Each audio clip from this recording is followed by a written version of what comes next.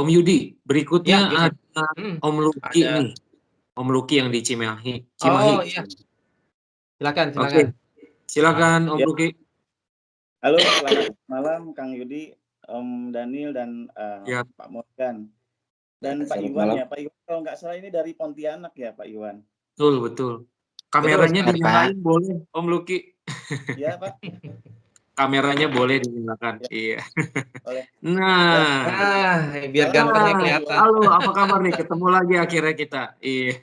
Kemarin Saya makan mau satu Pak meja Iwan, kan? Pak, karena Pak Iwan ini adalah atasan saya dulu 15 tahun yang lalu di Pontianak, Pak. Jadi saya senang ketemu lagi di sini. Pak Iwan, masih ingat nggak Pak Iwan? Iya Pak. Masih ingat nggak Pak Iwan? Ya.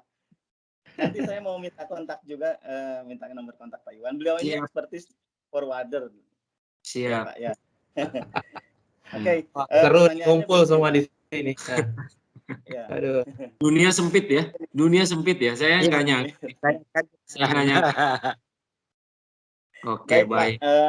Masukan nih Pak untuk kami sebagai eksportir pemula. Kami itu kebingungan dalam mencocokkan jadwal antara jadwal vessel gitu ya, antara kapal saat open atau close stack dengan jadwal panen kami Pak. Terutama kalau buah-buahan itu kan sangat ditentukan sekali. Misalkan kalau ke negara-negara Timur Tengah itu 14 hari sebelum masa panen itu harus panen duluan gitu ya. Berbeda misalkan ke Turki harus 19 hari, ke Eropa berapa hari sebelumnya. Nah, ini bagaimana Pak cara mencocokkan antara jadwal kapal, lalu kapan kita menghubungi forwarder, dan nanti kita bisa mencocokkan kapan buah kita dipanen. Itu aja Pak, mohon masukannya. Iya, baik. Silakan Pak Morgan. Oke. Nah ini betul pertanyaan yang bagus ya untuk saat ini Pak Luki. Ini yang dialami kawan-kawan di UMKM, terutama yang produknya agri ya Pak ya, hasil bumi ataupun produk perkebunan gitu ya, khususnya atau produk makanan perikanan juga. Ini kondisi saat ini Pak dari mulai September 2020 ya Pak. Ini secara global ini shipping line sedang mengalami gangguan di schedule di pengapalan sama di harga Pak. Jadi saat ini kondisi shipping line saya selalu mengingatkan beberapa kali ke kawan-kawan pengusaha agri ataupun makanan, perkebunan, pertanian ataupun produk-produk agri. Sekarang kondisi shipping line ini sering terjadi delay, juga terjadi rollover ganti kapal dan kongesti.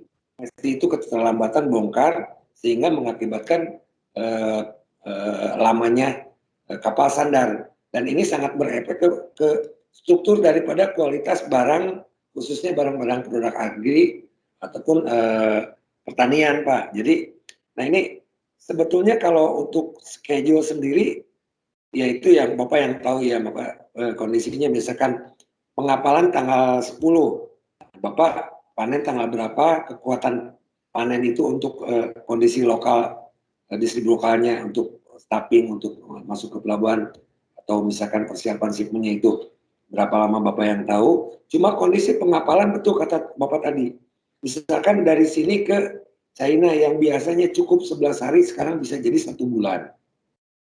Gitu. Ada kondisi-kondisi tertentu ya. Kalau direct vessel mungkin lebih aman jadi apa ya. Nah ini kondisi yang kapal transshipment ataupun kapalnya yang harus ganti kapal, ini sering terjadi masalah gitu. Jadi kalau sekarang ke Pontianak udah ada banyak pelayaran internasional yang masuk. Saya sarankan Bapak betul-betul schedule, cari kapal yang direct. Memang nggak semua destinasi yang direct. Untuk yang jalur padat untuk Asia Far East, Timur Jauh, ke Jepang, ke China, ke Korea itu ada kapal yang direct. Jadi kapalnya itu dari Pontianak. Kalau dari Jakarta banyak ya Pak. Kalau dari Pontianak saya juga harus tanya kawan-kawan di Pontianak. Biasa mereka transit ke Jakarta atau transit di Singapura. Ya Singapura betul. Nah pada saat ganti kapal ini, kepastian schedule di Singapura juga sering berubah Pak. sekarang kondisi space lagi tight, lagi benar-benar berebut. Sedikit. Harga juga sekarang itu naiknya bisa sampai 1000% lebih. Gitu. Nah ini dia memang buat kawan-kawan UMKM saya cukup prihatin gitu. Untuk produk-produk makanan, produk pertanian, benar-benar sekarang harus betul-betul sering koordinasi dengan pihak shipping atau forwarding. Karena kondisi space lagi ya efek COVID, efek kelangkaan kontainer, efek kontainer yang nggak balik dari Eropa dan Amerika sehingga di Asia shortage. Terus, karena kan sekarang dari Tiongkok yang banyak impor kemana-mana ke Amerika, ke Eropa, ke Afrika, ke Amerika Latin. Udah jelas memang bisnis sekarang adanya di Asia Timur jauh. Di situ yang bergairah bisnis untuk dunia. Nah, kondisi karena kelangkaan kontainer sehingga timbul harga yang mahal. Karena balikan dari Eropa jarang ke Asia karena impor dari mereka udah direbut sama Tiongkok. Udah gitu kondisi COVID juga di beberapa pelabuhan dunia masih berlaku WFH yang misalkan dari satu pelabuhan itu 2.000 orang pegawai pelabuhan sekarang hanya 1.000 orang atau 500 orang sehingga aktivitas stevedoring, moving, pergerakan di pelabuhan lambat sehingga timbul kongesti, keterlambatan sandar. Nah itu yang untuk ini untuk semua eksportir sehingga timbul biaya beban yang tinggi untuk freight karena mereka memperhitungkan biaya demuret kapal atau standar kapal yang harus mereka bayar. Untuk shipping line sebetulnya nggak ada rugi karena nanti jatuhnya ke pihak eksportir atau importir.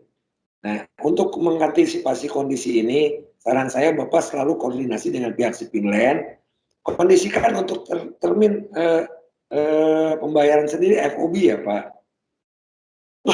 Karena sekarang Bapak misalkan perjanjian di bulan September, Bapak realisasi di bulan Desember itu harga beda.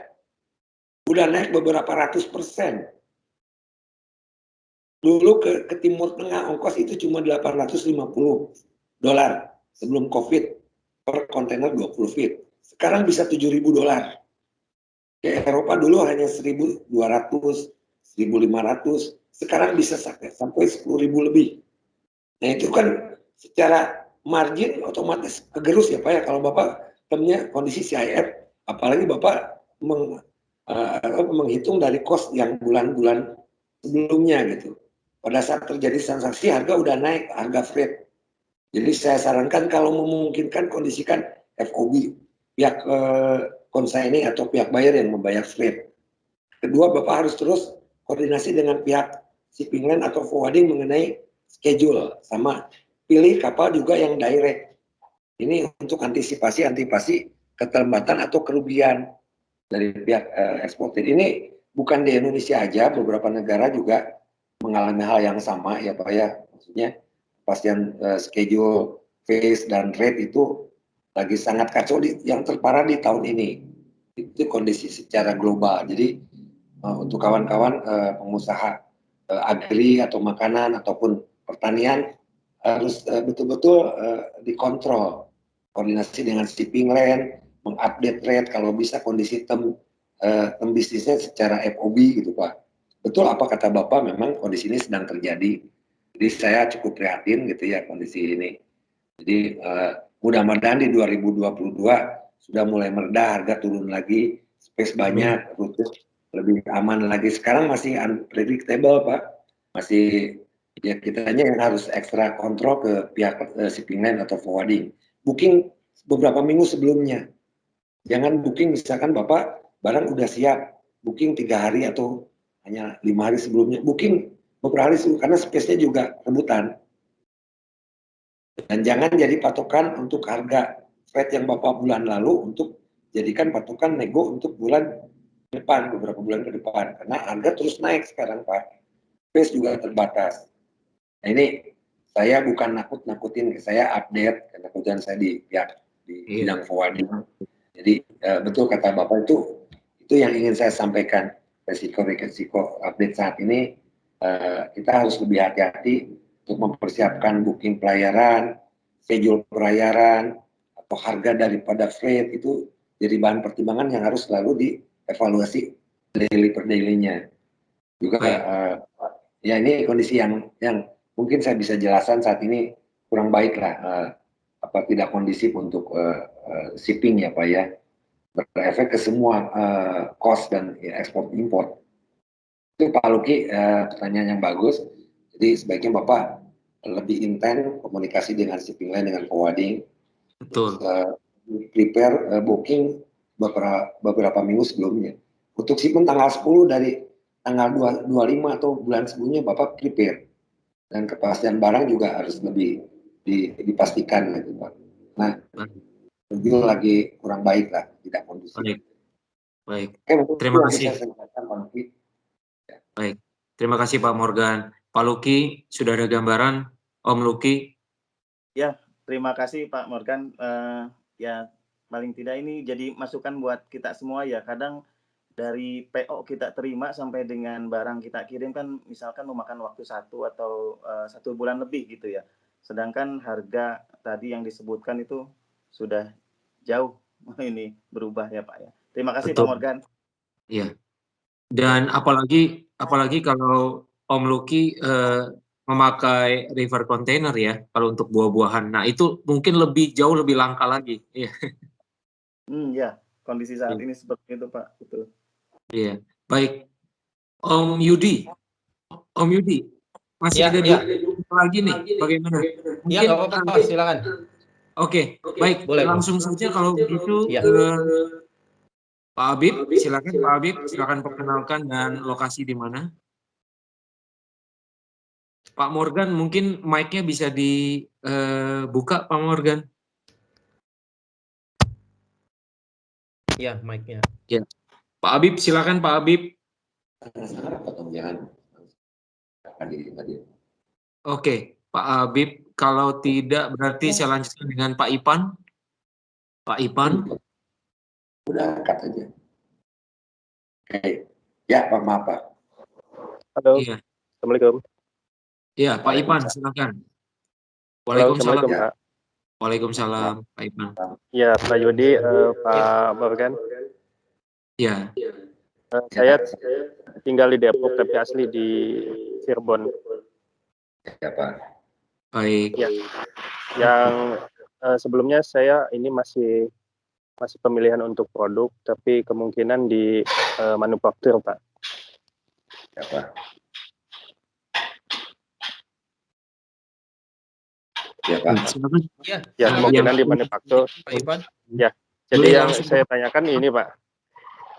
Kan secara hukum ini, apakah pada proses-proses dokumen itu, secara hukum itu sudah bisa dipertanggungjawabkan atau tidak, Pak, ini mengenai sales kontrak gitu kan, baik dari buyer ataupun kita sebagai penjual gitu loh Pak.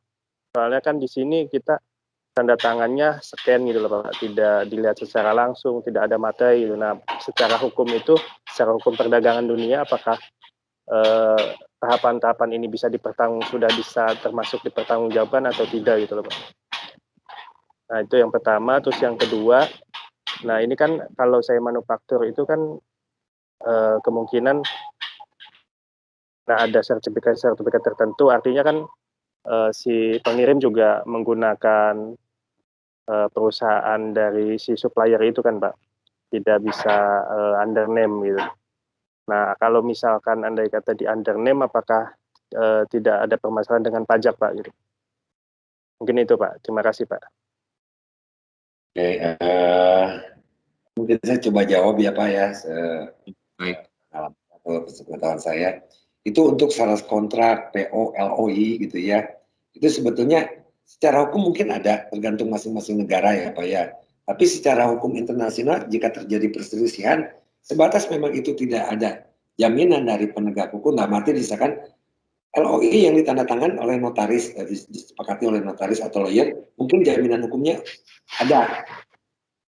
Karena mungkin dia bisa mengacu ke penggalian hukum-hukum dagang internasional. Tapi kalau misalkan tidak ada pengesahan atau pengukuhan daripada institusi hukum, itu sebenarnya tidak ada, lemah gitu ya. Untuk LOI, untuk PO dan sales kontrak itu kembali ke trust gitu ya. Secara hukum internasional memang kurang ya, kecuali memang kalau misalkan kita menggunakan lawyers atau menggunakan notaris untuk pengesahan diketahui lah katakan. Apalagi hanya desain dalam bentuk PDF yang di scan nanti kita paraf PDF kirim lagi, itu sebenarnya lemah ya Pak. Bisa salah satu mengelak pada saat terjadinya perselisihan hukum, karena beda negara beda aturan hukum yang berlaku dan tidak ada yang mengatur tentang sales kontrak atau PO secara hukum internasional tidak seperti LC ataupun undang-undang kepabeanan atau HS. Kalau undang-undang kepabeanan, HS Code atau LC itu ada secara hukum, memang itu kesepakatan Kementerian Perdagangan atau Chamber of Commerce di seluruh dunia, kesepakatan di cover oleh PBB gitu ya, maksudnya institusi yang legal lah gitu. Tapi untuk PO ataupun sales kontrak LOI itu kan sebenarnya kesepakatan antara kedua belah pihak, bukan antar negara, batas negara dengan jaminan hukum. Kecuali memang ada penegak hukum ataupun institusi hukum yang menjamin itu dengan menggali dasar-dasar hukum internasional. Pendapat saya lemah gitu ya, untuk sales kontrak PO gitu ya, kalau terjadi perselisihan. Beda dengan letter of credit, dengan HS Code, dengan aturan kepabeanan itu jaminan hukumnya kuat secara internasional. Nah, kalau itu agak ngambang gitu ya, maksudnya nggak ada jaminan hukum yang pasti sebetulnya ya.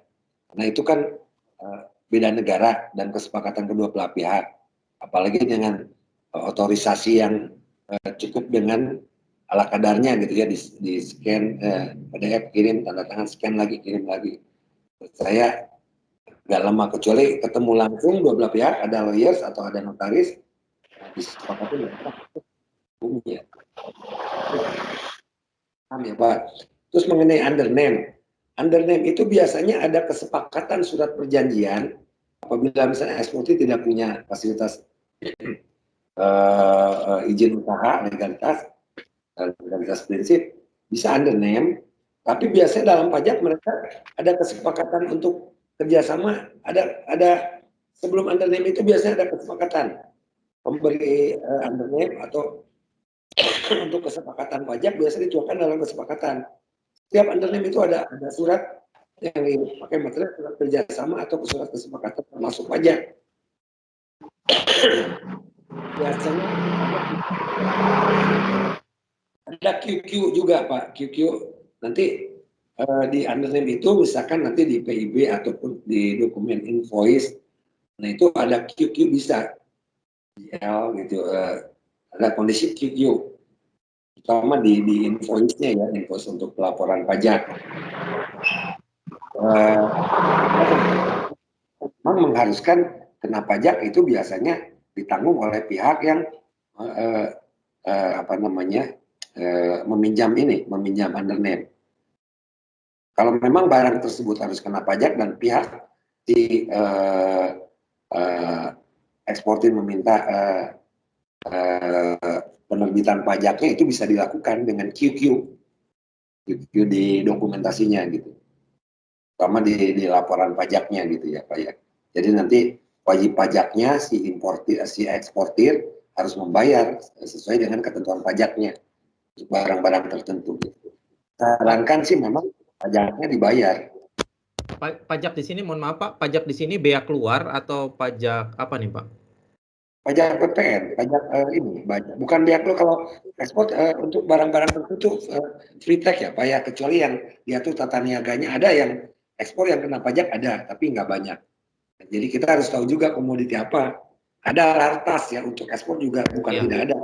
Komoditi tertentu ada yang kena pajak. Ya PPN ini dari supplier ke undername itu ya Pak, PPN-nya. Dari ya, sama ini Pak, apakah ada biasanya di SPT badan nanti dia laporan undername itu dikenakan itu PPh 21 Pak atau 25 ke kita juga 1% gitu biasanya. Itu benar nggak Pak? Ada nggak? Untuk undername-nya atau untuk pajak barangnya? Ya, jadi kan undername-nya kan semua nanti uang masuk ke undername Pak, dan itu kan menjadi suatu laporan nantinya di laporan keuangannya si undername ke pajak. Biasanya uang masuk ke ini Pak, kalau undername biasanya non LC dan uang biasanya masuk ke si si supplier. Oke, kalau yang non LC ya. Ah, Ya, baik. kalau yang iya. Iya, iya. Tadi Bapak bicara LC, ini maksud saya yang non LC maksud saya. Iya, non Iya, LC iya. itu. Hmm. Kalau sebenarnya pajak jasa kan pajak jasa. Nah ini kan yang kalau yang dipermasalahkan pajaknya pajak PPN gitu ya, PPN ekspor ataupun barang kertas, pajak biaya keluar atau apapun ya itu kewajiban dari si pengirim yang punya barang. Nanti kan di surat kuasa itu dijelaskan segala hal yang terkait dengan pajak adalah tanggung jawab si peminjam undername tersebut. Oke. Iya. Kedua pihak. Nah, dokumen ada juga yang bisa B-nya Q. Iya, baik. Selain 10% itu ada lagi nggak Pak? Selain 10%, lartas itu ada lagi nggak kira-kira Pak Morgan? Ya itu yang lartas itu yang kena pajak ada sih ya, 10% itu kan kebutuhan si supplier dia akan merestitusi ataupun mengenakan PPN untuk barang tersebut enggak gitu kan, itu kembali ke perjanjian masing-masing. Ada barang juga yang tidak mau mengenakan PPN gitu ya, jadi perdagangan biasa gitu. Tapi biasanya banyak yang punya undername meminta penjelasan untuk barangnya. Jadi mereka nggak mau menanggung pajak untuk ekspor tersebut. Dan pajaknya langsung dibayarkan oleh pihak yang punya barang, bukan yang undername. Biasanya pihak undername nggak mau menanggung pajak atau mewakili pajak daripada si supplier. Mereka disepakati dalam kerjasama surat kuasa atau surat kerjasama di luar undername tersebut, ada kesepakatan dulu kementerian. Jadi pajak tetap dilakukan oleh si supplier. Ya, rata-rata ada yang memberikan biaya jasa undername itu dia nggak menjelaskan sebenarnya, tapi sekian gitu ya, sekian itu udah all in misalkan, ya berarti itu udah. Kan itu jasanya Pak. Itu jasanya aja ya. Oke. PPN-nya tetap. Jasa dengan pajak dipisahkan. Kalau jasa kan misalkan LCL 1.700.000, full kontainer 20 misalkan 2.500.000, 40 misalkan 4 juta. Itu variatif, itu bukan patokan ya. Katakanlah itu jasa, bukan pajak. Kalau pajak kan terkait dengan barang, dengan komoditi, dengan kewajiban eksportir, negara kaitannya. Kalau itu jasa. Betul. Itu jasa. Dan mungkin betul Pak. Dan mungkin kita harus pastikan.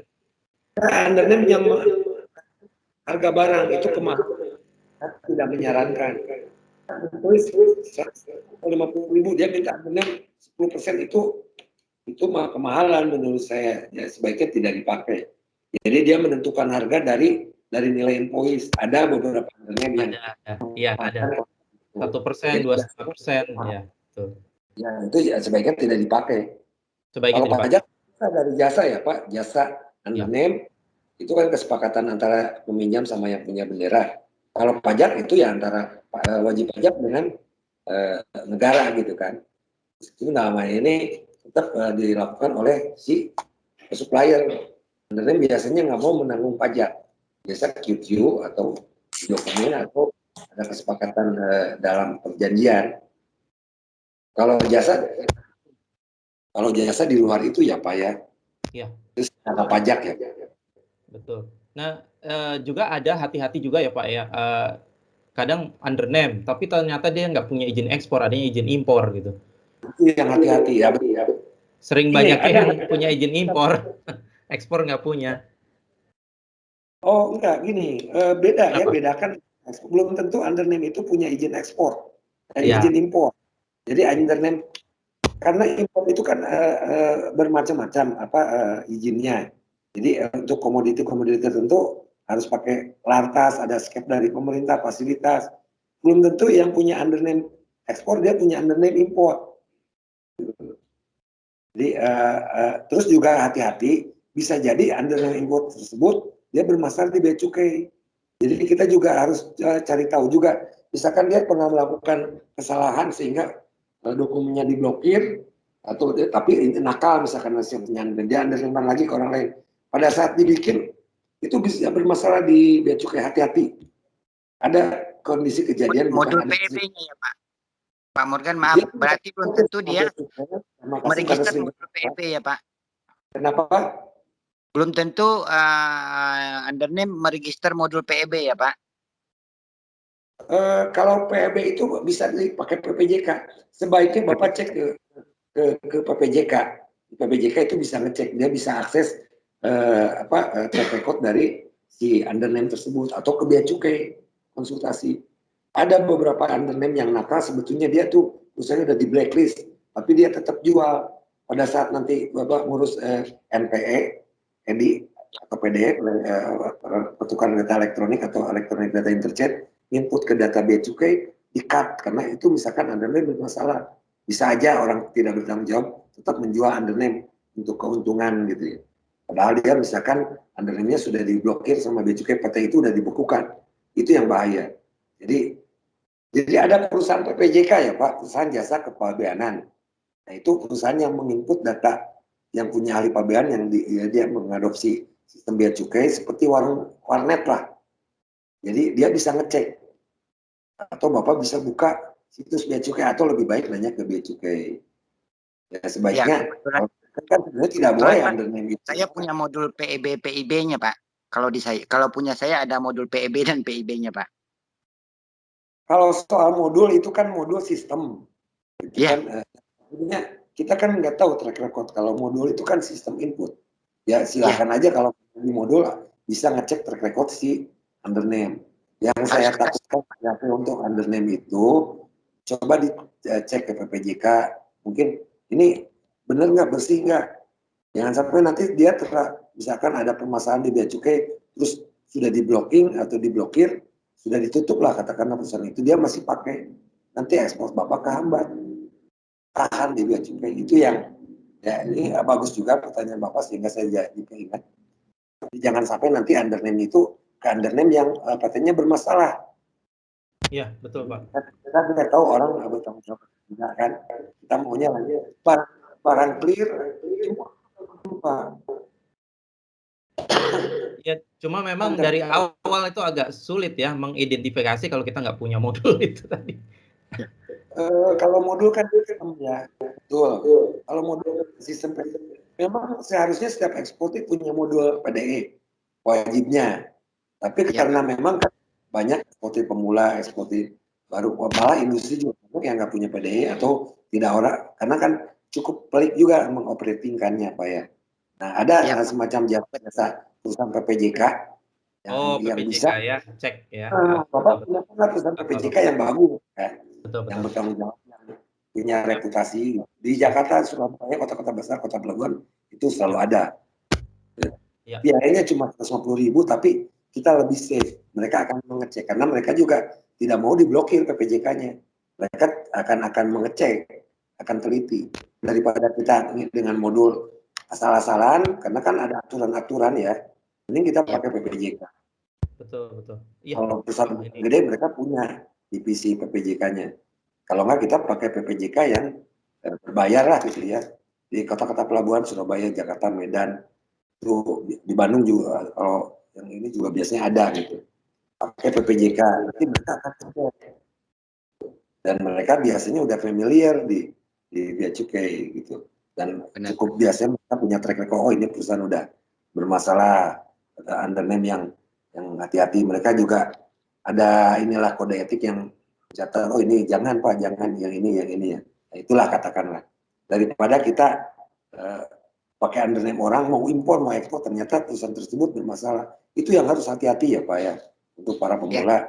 Terus juga pertanyaannya jadi agak melebar saya gitu. Jadi ya pilihlah undername yang bertanggung jawab. Sekarang di medsos, di iklan-iklan banyak seolah menggampangkan impor, menggampangkan ekspor, custom, itu sebaiknya dihindari, meremehkan. Kita ikutin aturan aja. Kita juga cari tahu undername yang akan kita. Setuju Pak. Itu di situ. Jangan sampai nanti pada saat PB udah berarti di reject, tidak direspon oleh bea cukai. Ternyata kadang-kadang direspon juga nanti tahu ada NHI, hasil investigasi.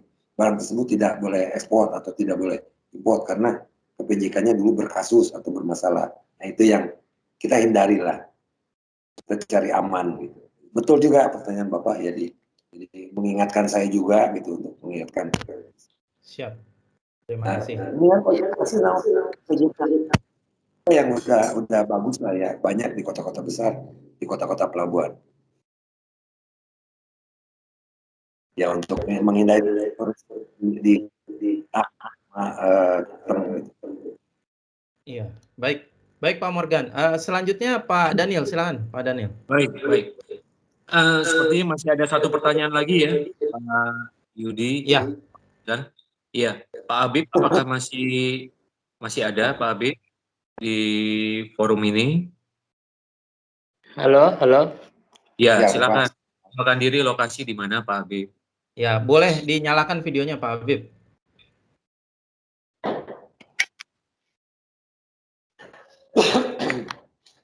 Halo. Malam Pak Yudi. Ya, malam. Silakan. Dari mana Pak Habib? Nama saya Fadel, saya dari Makassar. Oh, Mas Farel dari Makassar. Ya, silakan. Ya. Pertanyaan saya dasar sih, Pak. Saya mau tanya ini perihal, kan tadi sudah dijelaskan kalau dari permulaan ketemu buyer itu akan terima LOI-nya, balasan VCO, sales kontrak, LC, PO dan lain-lain dari tadi sudah dijelaskan. Saya mau tanya Pak, ketika sudah diberikan semua itu, sudah dikerjakan, di mana proses mana bisa dikatakan kita memulai produksi begitu, kita produksi barang karena ada juga beberapa cerita ada banyak terjadi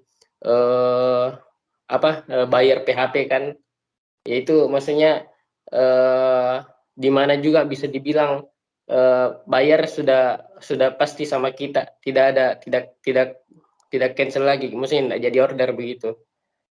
Mungkin jelas pertanyaannya Pak. Oke, baik. Komoditinya apa Pak? Kalau boleh diinfo? Rencana komoditinya di ini dedaunan begitu, dedaunan ini herbal. Boleh lebih spesifik Pak? Daun apa Pak? Daun saya ini. Moringa atau kratom atau apa?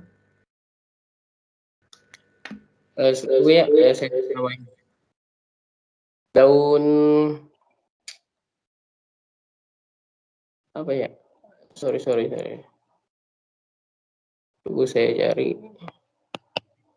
Iya, buka primbonnya dulu ya Pak. Iya.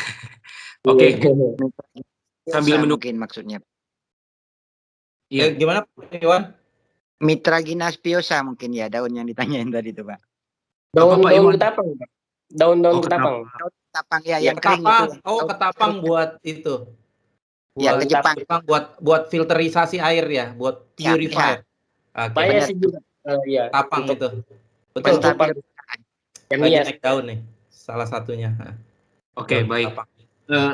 Berarti ada dua hal nih yang saya tangkap dari Pak Farel, yaitu pertama adalah kapan mulai melakukan produksi, sejak titik mana melakukan produksi, lalu yang kemudian yang kedua tadi bagaimana bisa memvalidasi bahwa buyer itu memang benar-benar real sehingga kita tidak di PHP. Gitu mungkin Pak Morgan. Silakan Pak Morgan. Ya tadi saya udah sedikit jelaskan ya mengenai sumber buyer atau sumber marketnya. Jadi pertama memang ya sebaiknya kita ikutin kalau produksi jelas ngikutin dari PO dan sales kontrak ya. Tapi kan sebelum itu terjadi juga, sebelum produksi terjadi, sebelum kesepakatan terjadi, kita juga ada investigasi buyer ya. Investigasi buyer ya kita coba mencari sumber untuk track record buyer tersebut gitu. Banyak cara, bisa ke kedutaan atau bisa ke ke hal-hal yang terkait dengan buying agent, atau kita juga cari tahu dia udah pernah order kemana saja, terus bayarnya siapa aja gitu kalau dia trading ya Pak, karena dia harus cukup transparan gitu, dan kita juga harus cukup ya ada hak kita untuk tahu gitu ya, dia udah pernah jual kemana aja, terus ya banyak hal yang harus kita tahu juga gitu, karena kan apalagi barang-barang produk yang relatif beresiko ya, seperti produk-produk pertanian, produk apa, resiko rusak dan resiko ditolak itu ada. Jadi ya banyak cara untuk memvalidasi kondisi buyer. Satu bisa ke kedutaan ada investigasi, atau misalkan market intelijen, mereka ada tugas, ada perdagangan ya, ada kewajiban untuk membantu pengusaha-pengusaha untuk mengetahui status dan keberadaan di importir tersebut di negaranya, karena kan pasti namanya buyer dia juga punya domisili, punya stay, punya track record, jelas mungkin minta, atau misalkan minta yang pernah beli ke dia buyer mana aja, atau supplier mana aja. Jadi ya kita harus cukup banyak tahu juga kondisi buyer. Jangan terlalu percaya juga ke request dari medsos ya, dari premium buyer, ataupun dari email-email nggak jelas, ataupun dari medsos itu cukup beresiko gitu ya. Dan biasanya kalau untuk kondisi-kondisi shipment baru ini, mintakan DP Pak. Kalau memungkinkan minta DP, dan salah satunya minta kondisi yang aman, buka LC. Paling tidak buka LC, dia akan menjaminkan sesuatu pada saat buka, dan pihak bank akan memverifikasi status dia. Untuk pemula-pemula buka LC kan pakai DP, buka LC itu salah satu cara untuk meyakinkan bahwa dia benar-benar niat beli, niat baik. So misalkan dia kalaupun non LC, tadi ada pertanyaan CAD ya, kondisikan dengan kondisi cash again dokumen, tapi itu juga beresiko karena kan barang udah terlanjur dikirim gitu. Jadi yang pertama itu coba mintakan DP, down payment, betul nggak dia mampu nggak, sanggup nggak, buka LC itu red notice gimana Pak Morgan? Kenapa Pak? LC red notice itu gimana Pak Morgan? Red clause. Red clause ya, kok red notice. Lebih baik kalau dia mau, lebih baik. Karena itu yang paling baik sebetulnya, tapi jarang mau bayar red clause karena dia akan menyimpan dana sejumlah nilai transaksi yang bisa dipergunakan oleh pihak eksportir. Barang belum diproduksi, dana udah bisa ditarik. Itu red clause. Itu yang paling aman sebetulnya untuk pihak eksportir. Tapi apakah mau bayarnya? Karena kan full amount. Kalau red clause, dia beli $25.000, dia harus simpan $25.000 di bank negosiating yang sewaktu-waktu bisa diambil oleh importir. Mau diambil semua juga boleh, oleh eksportir buat produksi gitu. Itu yang paling bagus sebetulnya. Tapi apa mau gitu. Pihak bank, biasanya bank negosiasi juga, bukan bank negosiasi, opening bank akan mengingatkan. Karena kan pihak opening bank akan menjaga gitu. Tapi kalau memang si pihak importir mau, itu paling aman buat eksportir red clause memang. Karena dananya udah di-prepare duluan, dan si eksportir bisa mengambil sewaktu-waktu dana tersebut. Sebelum produksi, sebelum shipment, dana itu bisa dicairkan. Kalau memang ada red clause dan mau, ya itu lebih aman sebetulnya buat pihak eksportir. Buat importir, dia nggak ada jaminan gitu.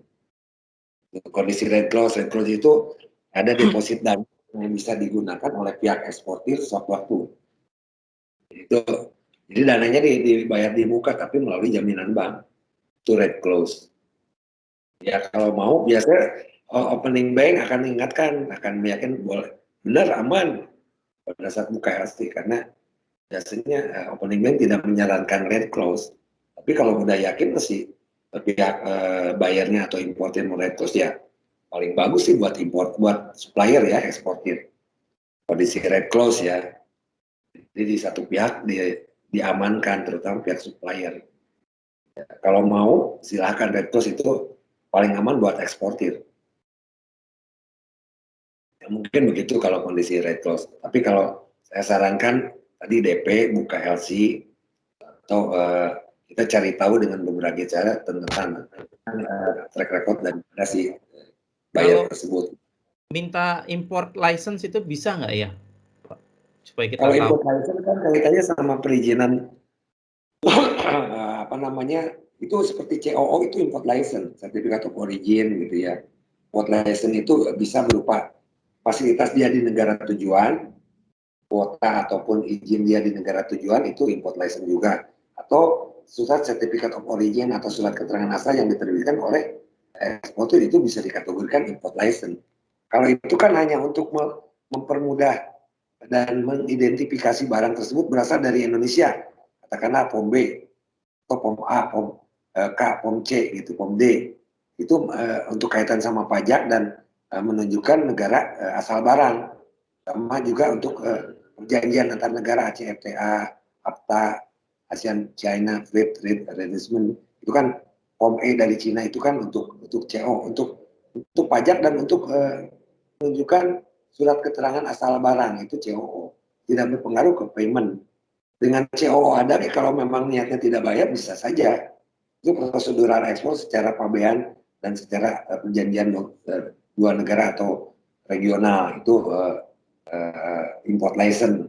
Nah, import license dari sisi import mereka itu kan fasilitas mereka yang mereka dapat. Kalau soal payment, soal pembayaran, soal transaksi itu di luar license. Tapi ya bisa juga jadi patokan kalau dia udah sering dapat COO, berarti kan udah apa namanya, bisa jadi dia bayar yang baik gitu. Tapi bukan juga gitu. Ya COO kan karena menunjukkan mungkin saja apa kalau transshipment itu kan CO-nya tergantung negara transitnya nanti ya, berubah-berubah ya. Bener nggak Pak Morgan? untuk import yang melalui Hong Kong itu CO tidak berlaku. Oh, oke. Ya, import. Tapi kalau untuk negara ASEAN itu nggak ada masalah, justru dengan CO kita bebas biaya masuk. Iya, karena Apa udah free ya? trade area tadi ya, ASEAN ya. Ya, untuk Cina, tapi itu tidak menunjukkan untuk transaksi. Itu kan kaitan sama asal barang sama pajak barang secara atau import license atau license fasilitas lah gitu ya. Tapi kalau soal transaksi pembayaran barang diterima atau si bayarnya benar barang, itu kembali ke masing-masing itikat baik dari karakter si pebisnis itu sendiri. Kalau modal import license itu kan persyaratan pemerintah sama pabean sama janjian negara atau antara regional kaitan dengan pajak dan asal barang kalau import license. Kalau soal payment itu kembali ke sifat dan karakter masing-masing buyer, Pak. Memang kalau udah jalan tuh kita harus paham juga tentang SKA ya, surat keterangan asal barang ataupun certificate of origin gitu. Itu bagus kalau kita juga memahami itu, karena itu akan membantu importir dalam biaya masuk akan turun.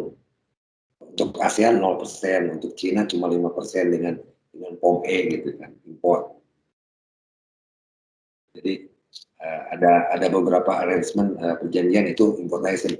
Tapi kalau soal payment, soal tadi masalah percaya atau tidaknya, yaitu tadi diperkuat di confirm transaksinya, DP atau tadi red close atau misalkan CAD untuk non LC, atau kita juga cari tahu ke kedutaan track recordnya, atau kita cari tahu juga ke buyer yang supplier lain.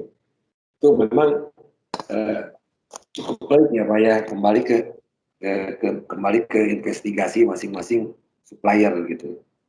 Kita nggak ada patokan resmi untuk ini menilai ini buyer PHP atau buyer benar gitu ya. Itu kembali ke effort daripada si eksportir untuk cari tahu tentang buyer tersebut. Jadi tolok ukurnya banyak sebetulnya. Itu mungkin seperti itu yang bisa saya jelaskan Pak. Kalau import lain tidak menjawab masalah benar atau tidaknya si buyer gitu, karena itu kan aturan negara masing-masing, fasilitas lah kalau import license sama identitas negara asal barang. Oke, mungkin begitu Pak yang bisa saya jelaskan. Baik. Terima kasih Pak Morgan.